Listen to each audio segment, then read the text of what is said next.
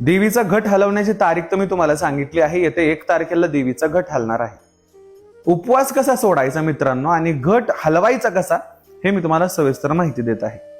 सर्वप्रथम आपल्याला लाल रंगाचं बस्कर टाकून त्याच्यावरती बसायचं, भूमीला नमस्कार करायचा, केशवाय नमः, माधवाय नमः, गोविंदाय नमः असं म्हणून 3 वेळा पाणी पिऊन आचमन करायचं.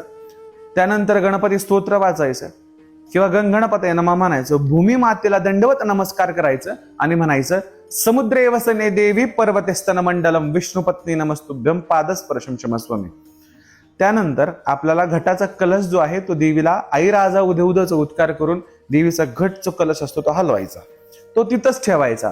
माळा ज्या आहेत त्या माळा देखील लोंबवलेला खाली उतरवून घ्यायचा आहे आणि त्या घटाच्या मुखावरचं नारळ काढून त्याच्यावरती जो नैवेद्य केला तो आपल्याला ठेवायचा. धानाला मात्र त्या दिवशी हात लावायचा नाही. संध्याकाळी दसऱ्याच्या दिवशी सकाळी आपल्याला तिथलं धान काढून आपल्या घरातल्या प्रत्येक देवाला व्हायचं. आणि उपवास कसा सोडायचा, भाजी भाकरीचा नैवेद्य जो भगवतीला अर्पण केला असेल तो खाऊन उपवास सोडायचा आहे. देवीला नैवेद्य दाखवायचा आणि त्यानंतरच व्रत सोडायचं आहे. अहिल्यानगर काळमाता तुळजाभवानी देवस्थान पोखर्डीवरनं मी तुम्हाला हे व्रत सोडवण्याची माहिती दिली. अशा बऱ्याचशा माहितीसाठी चॅनलला सबस्क्राईब, फॉलो, लाईक अवश्य करा. जय भवानी.